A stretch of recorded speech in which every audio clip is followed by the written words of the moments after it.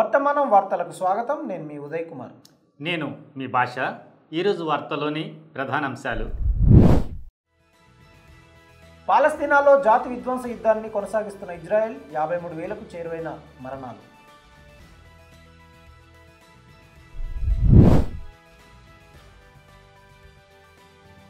ఉగ్రవాద నిరోధక చట్టం కింద అవామీ లీగ్ను నిషేధించిన బంగ్లాదేశ్ తాత్కాలిక ప్రభుత్వం.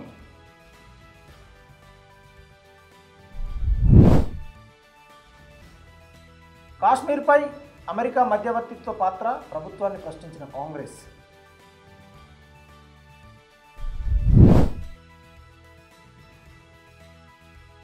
భారత్ పాక్ల మధ్య కాల్పుల విరమణ వ్యూహాత్మక విరామమా, వ్యూహాత్మక విజయమా?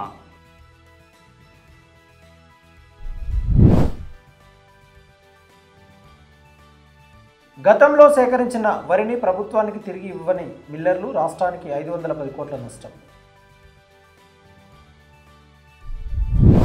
ఏడాదిన్నరగా కొనసాగుతున్న యుద్ధం వల్ల గాజాలో మరణాల సంఖ్య 53,000కు చేరువైంది. 2023 అక్టోబర్ నుండి గాజాపై ఇజ్రాయెల్ చేస్తున్న జాతి విధ్వంస యుద్ధంలో కనీసం 52,810 మంది పాలస్తీనియన్లు మరణించారని గాజా స్ట్రిప్ ఆరోగ్య మంత్రిత్వ శాఖ తెలిపింది. గత 24 గంటల్లో గాజా ఎన్క్లేవ్పై ఇజ్రాయెల్ జరిపిన దాడుల్లో 23 మంది మరణించగా మరో 124 మంది గాయపడ్డారని, ఇజ్రాయెల్ దాడిలో గాయపడిన వారి సంఖ్య 119,473కు చేరుకుందని మంత్రిత్వ శాఖ ప్రకటన తెలిపింది.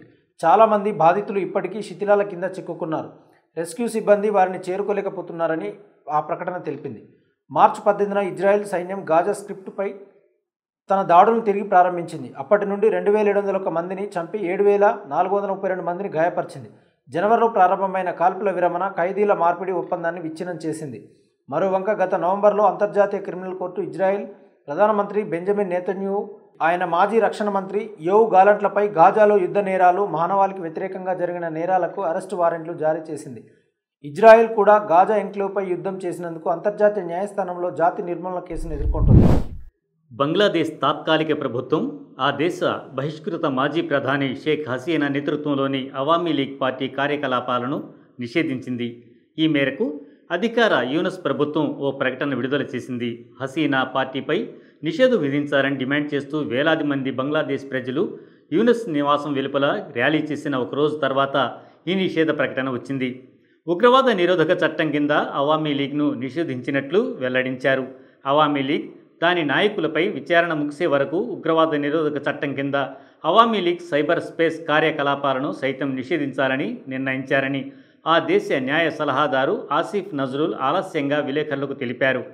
గత సంవత్సరం జరిగిన ప్రభుత్వ వ్యతిరేక నిరసనల సందర్భంగా వందలాది మంది మరణించిన సంఘటనపై అవామీ పార్టీ, దాని నాయకులపై ప్రత్యేక ట్రిబ్యునల్ విచారణ పూర్తి చేసే వరకు అవామీ లీగ్పై నిషేధం కొనసాగుతుందని అధికారులు తెలిపారు. శనివారం జరిగిన ప్రత్యేక కేబినెట్ సమావేశం తర్వాత నజ్రుల్ ఈ విషయాన్ని ప్రకటించారు. కాగా గత కొన్ని రోజులుగా బంగ్లాదేశ్ రాజధాని ఢాకాలో వేలాది మంది నిరసనకారులు అవామీ లీగ్ను నిషేధించాలని ధర్నాలు చేస్తున్న విషయం తెలిసిందే. ఇదిలా ఉండగా అవామీ లీగ్ తనపై విధించిన నిషేధాన్ని తిరస్కరించింది, చట్టవిరుద్ధం అని పేర్కొంది. అవామీ లీగ్ అధినేత్రి, బంగ్లాదేశ్ మాజీ ప్రధానమంత్రి హసీనా ఆగస్టు 5న బంగ్లాదేశ్ సైనిక ప్రత్యేక విమానంలో భారతదేశానికి వచ్చారు. 15 సంవత్సరాల అవామీ లీగ్ పాలనకు ముగింపు పలికిన విద్యార్థి నేతృత్వంలోని ఉద్యమకారులు ప్రధానమంత్రి కార్యాలయంలోకి దూసుకురావడంతో ఆమెకు నిష్క్రమణ తప్పలేదు. అప్పటి నుండి హసీనాను అప్పగించాలని బంగ్లాదేశ్ అధికారికంగా భారతదేశాన్ని అభ్యర్థిస్తూనే ఉంది.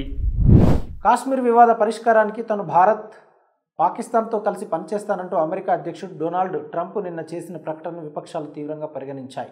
కాశ్మీర్పై మూడవ పక్షం మధ్యవర్తిత్వాన్ని ప్రభుత్వం అంగీకరించిందా లేదా అనే దానిపై కేంద్రం సమాధానాలు ఇవ్వాలని కాంగ్రెస్ డిమాండ్ చేసింది. ఈ అంశాన్ని గ్లోబలైజ్ చేయడానికి చేసిన ప్రయత్నాలను ఖండించింది. ఏఐసిసి ప్రధాన కార్యాలయంలో జరిగిన విలేకరుల సమావేశంలో కాంగ్రెస్ ప్రధాన కార్యదర్శి సచిన్ పైలట్ మాట్లాడుతూ, భారతదేశం, పాకిస్తాన్ మధ్య కాల్పుల విరమణ ప్రకటించిన అమెరికా చర్య ప్రశంసనీయమే. అయితే ఈ చర్య అనేక ప్రశ్నలు లేవనెత్తుతుందని అన్నారు. ప్రస్తుత పరిస్థితుల్లో ఈ అంశాలను చర్చించడానికి ప్రధానమంత్రి అధ్యక్షతన మరో అఖిలపక్ష సమావేశం, పార్లమెంటు ప్రత్యేక సమావేశం నిర్వహించాలనే ప్రతిపక్ష డిమాండ్ను ప్రభుత్వం అంగీకరించాలని ఆయన అన్నారు. గత 24 గంటల్లో సంఘటనలు వేగంగా మారాయని పేర్కొంటూ అమెరికా అధ్యక్షుడు సోషల్ మీడియా ద్వారా కాల్పుల విరమణ ప్రకటించిన తర్వాత మనమందరం ఆశ్చర్యపోయామని ఆయన అన్నారు. భారతదేశం, పాకిస్తాన్ మధ్య సమస్యలను గ్లోబలైజ్ చేసే ప్రయత్నం జరిగింది. ఇలా జరగడం ఇదే మొదటిసారి అని ఆయన అన్నారు. హఠాత్తుగా పాక్తో యుద్ధానికి స్వస్తి పలికి కాల్పుల విరమణ ప్రకటించడానికి కారణమేమిటో చెప్పాలని విపక్షాలు డిమాండ్ చేశాయి. నేను చెప్పింది ఏమిటంటే అమెరికా ఇప్పటి వరకు 2 దేశాల మధ్య ఏకపక్షంగా కాల్పుల విరమణను ప్రకటించింది. ఇది మంచిదే, ఇంతకు ముందు ఎప్పుడు జరగలేదు. అయితే వారు కాశ్మీర్ను ఇరికించడానికి ప్రయత్నించారు. ఇది ఆక్షేపణీయమని పైలట్ అన్నారు. అంతేకాదు భారత్ పాక్లు చర్చల కోసం ఒక తటస్థ ప్రదేశంలో సమావేశం అవుతారని చెప్పారు. అసలు తటస్థ ప్రదేశం ఎక్కడ, ఎవరు కలవాలి, అది నిర్ణయించడానికి వారు ఎవరు అని ఆయన అమెరికా ప్రకటనలను ప్రస్తావిస్తూ సచిన్ పైలట్ కేంద్రాన్ని ప్రశ్నించారు. మరోవంక కాశ్మీర్ సమస్యలో భారతదేశం ఎప్పటికీ మధ్యవర్తిత్వాన్ని అంగీకరించదని, చర్చించాల్సినటువంటి ఏకైక విషయం పాకిస్తాన్ తన చట్టవిరుద్ధమైన ఆక్రమణలో ఉన్న భూభాగాన్ని తిరిగి ఇవ్వడమని ప్రభుత్వ వర్గాలు నొక్కి చెప్పాయి. కాగా పీఓకే భారతదేశంలో భాగమని, పాకిస్తాన్ ఆక్రమిత కాశ్మీర్ను తిరిగి స్వాధీనం చేసుకోవడానికి మేము 1994లో చేసుకున్న సిమ్లా ఒప్పందాన్ని మోదీ ప్రభుత్వం వదిలేసిందా అని పైలట్ అన్నారు. ఆ వైఖరిలో మార్పు ఉందా, పరిస్థితులు ఏమిటి, వారు ఏ అంశాలపై మాట్లాడతారు, భారతదేశానికి నిర్దేశించే 3వ దేశం ఎవరు, మనం ఎక్కడ ఎప్పుడు కలవాలి అనేది సమాధానం చెప్పాల్సినటువంటి ప్రశ్న అని ఆయన అన్నారు. అమెరికా అధ్యక్షుడు డొనాల్డ్ ట్రంప్ తన సోషల్ మీడియా పోస్టులలో రాసిన దానికి కూడా ప్రభుత్వం బాధ్యత వహించాలని కాంగ్రెస్ నాయకుడు అన్నారు. అక్కడ ఆయన కాశ్మీర్పై ప్రకటనలు చేశారు. దీనిపై ప్రభుత్వం తన వైఖరేంటో చెప్పాలి. కాశ్మీర్ ఒక ద్వైపాక్షిక సమస్య, దాన్ని అంతర్జాతీయీకరించే ప్రయత్నం సరైనది కాదని నేను భావిస్తున్నానని పైలట్ అన్నారు. ఒక ప్రత్యేక సమావేశాన్ని ఏర్పాటు చేయాలి, 1994 తీర్మానాన్ని మళ్లీ ఆమోదించాలి, 3వ పక్షం ప్రమేయం అంగీకరించమని స్పష్టం చేయాలి. ఇది ద్వైపాక్షిక సమస్య, ఇది భారతదేశం పాకిస్తాన్ సమస్య. అమెరికాతో సహా ఏ దేశానికి ద్వైపాక్షిక సమస్యలో జోక్యం చేసుకోవడానికి వీల్లేదని పైలట్ నొక్కి చెప్పారు. భారతదేశం ప్రకటించిన విదేశాంగ విధానం చాలా స్పష్టంగా ఉందని, అక్కడ మధ్యవర్తిత్వానికి అవకాశం లేదని అన్నారు. అమెరికా అధ్యక్షుడు డొనాల్డ్ ట్రంప్ ట్వీట్ ద్వారా వెల్లడైన భారతదేశం పాకిస్తాన్ మధ్య కాల్పుల విరమణ ఒప్పందం వార్తను జాగ్రత్తగా పరిశీలిస్తే అనేక వ్యూహాత్మక ఊహాగానాలను రేకెత్తిస్తున్న మాట వాస్తవం. ముఖ్యంగా సరిహద్దు ప్రాంతాల సమీపంలో నివసిస్తున్న లక్షలాది మందికి ఈ కాల్పుల విరమణ స్వాగతించదగినదే. అయితే ఈ కాల్పుల విరమణ చుట్టూ ఉన్న పరిస్థితులు, ముఖ్యంగా ప్రజాస్వామ్యం, ప్రాంతీయ స్వయం ప్రతిపత్తి, ముఖ్యంగా 2 దేశాలలో పౌర సైనిక సంబంధాల భవిష్యత్తు గురించి ఆందోళన చెందుతున్న వారిలో అనేక ప్రశ్నలను లేవనెత్తుతున్నాయి. అమెరికా లేదా పాశ్చాత్య దౌత్య ప్రయత్నాల ద్వారా కాల్పుల విరమణ సులభతరమైతే అది వ్యూహాత్మక పరపతిలో మార్పును సూచిస్తుంది. ప్రధానమంత్రి నరేంద్ర మోదీ ఈ సంఘర్షణను, దాని పరిష్కారాన్ని తన బలమైన నిర్ణయాత్మక నాయకత్వాన్ని నిదర్శనంగా చూపించాలని భావిస్తున్నారు. పాకిస్తాన్ భూభాగంలో జరిగే దాడులు భారతదేశం దృఢత్వానికి రుజువుగా అంచనా వేస్తున్నారు. అయినప్పటికీ రాఫెల్ వంటి అధునాతన భారతీయ జెట్ల కూల్చివేత వార్తలు మనకు కాస్త ఆందోళన పెంచుతున్నాయి. చాలా కాలంగా మన సైన్యం సాంకేతికత ప్రపంచ స్థాయి ప్రమాణాలను అందుకొని ఉందని గర్విస్తున్న దేశానికి ఇలాంటి వార్తలు కీలకంగా మారాయి. మరొక వంక పాకిస్తాన్ తన వనరులను వ్యూహాత్మకంగా ఉపయోగించుకుంటుంది. 2019లో MiG-21 యుద్ధ విమానాన్ని కూల్చివేసి వింగ్ కమాండర్ అభినందన్ను పట్టుకోవడం నుండి, ఇప్పుడు భారత వైమానిక దళ కమ్యూనికేషన్లను హ్యాక్ చేసి F-16 మోహరించకుండా రాఫెల్ జెట్ను కూల్చివేసినట్లు ఆరోపణలు రావడం వరకు ఇస్లామాబాద్ సైన్యం సంయమనం, సామర్థ్యం రెండింటినీ సూచించింది. ఇది వ్యూహాత్మక విజయంగా మారుతుందో లేదో కానీ పాకిస్తాన్ సైనిక సామర్థ్యాన్ని మాత్రం ఖచ్చితంగా బలోపేతం చేసిందని ఆ దేశం గట్టి నమ్మకం. అయితే పాకిస్తాన్ సైన్యం బలోపేతం కావడం వల్ల పౌర రాజకీయ శక్తులను, ముఖ్యంగా మాజీ ప్రధాని ఇమ్రాన్ ఖాన్, అతని పాకిస్తాన్ తెహ్రీకే ఈ ఇన్సాఫ్ పార్టీని మరింత అణగదొక్కవచ్చు. మరోవంక బలూచిస్తాన్లో పరిస్థితి ఆందోళనకరంగా ఉంది. సైనికీకరణ పెరగడం వల్ల మానవ హక్కుల ఉల్లంఘనలు తీవ్రతరమవుతాయి, రాజకీయ పరిష్కారాలు అందుబాటులో లేకుండా పోతాయి. ముఖ్యంగా కాల్పుల విరమణ పాశ్చాత్య శక్తులను వ్యూహాత్మకంగా ఇరుకున పెడుతుంది. చైనా, పాకిస్తాన్ మధ్య పెరుగుతున్న రక్షణ సంబంధాలు, ముఖ్యంగా సైబర్ యుద్ధం, వైమానిక యుద్ధం వంటి రంగాలలో ఆసియాలో శక్తి పునరీకరణ సూచిస్తాయి. ఈ పరిస్థితి చైనాకు స్పష్టమైన ప్రయోజనాలను అందిస్తుంది. దాని సైనిక ఎగుమతుల ప్రభావాన్ని ప్రదర్శించడం, ముఖ్యంగా ఇలాంటి వివాదాల సమయంలో కొత్త మార్కెట్లను తెరవగలదు. కాల్పుల విరమణలు తాత్కాలిక ఉపశమనం కల్పిస్తూనే దాని పరిణామాలను దాచిపెడతాయి. ముఖ్యంగా ప్రజాస్వామ్య సంస్థలు బలహీనపడటం, సైనిక జాతీయవాదం పెరగడం, మైనారిటీ గొంతులను అణిచివేయడం జరుగుతుంది. ప్రభుత్వాలు విజయ కథనాలను వెల్లడించేటప్పుడు ముఖ్యంగా సరిహద్దు ప్రాంతాల్లో నివసించే ప్రజలు, సంఘర్షణ ప్రాంతాలు, మైనారిటీ వర్గాలలో నివసించేవారు దాని పర్యవసానాలను ఎదుర్కోవలసి ఉంటుంది.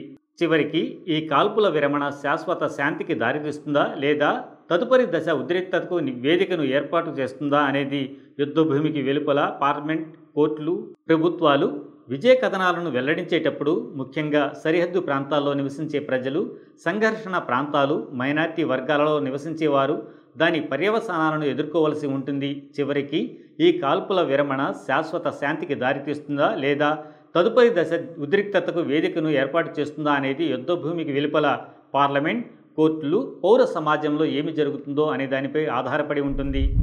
ఉమ్మడి మహబూబ్నగర్ జిల్లాలో ఎక్కువగా పండించే వరిని సేకరించిన మిల్లర్లు తిరిగి దాన్ని ప్రభుత్వానికి ఇవ్వకుండా వదిలేశారు. ఫలితంగా రాష్ట్ర ప్రభుత్వానికి 510 కోట్ల రూపాయల నష్టం వాటిల్లనుంది.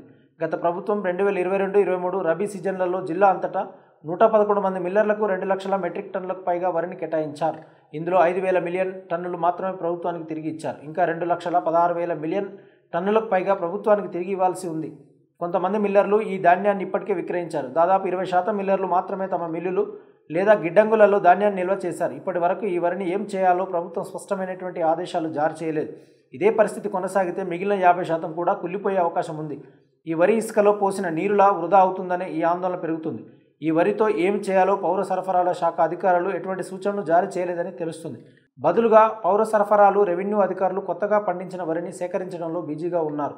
రాష్ట్ర పౌర సరఫరాల కమిషనర్కు 2 లక్షల మెట్రిక్ టన్నులకు పైగా వరి నిల్వలు ఇంకా మిల్లర్ల వద్ద పెండింగ్లో ఉన్నాయని తెలుసు. ముఖ్యంగా 2022-23కు ముందు ఇలాంటి పరిస్థితులు సంభవించాయి. అప్పుడు చెడిపోయిన వరిని వేలం వేసి చౌక ధరలకు మద్యం కర్మాగారాలకు విక్రయించారు. ఇది ప్రభుత్వానికి భారీ నష్టాన్ని తెచ్చిపెట్టింది.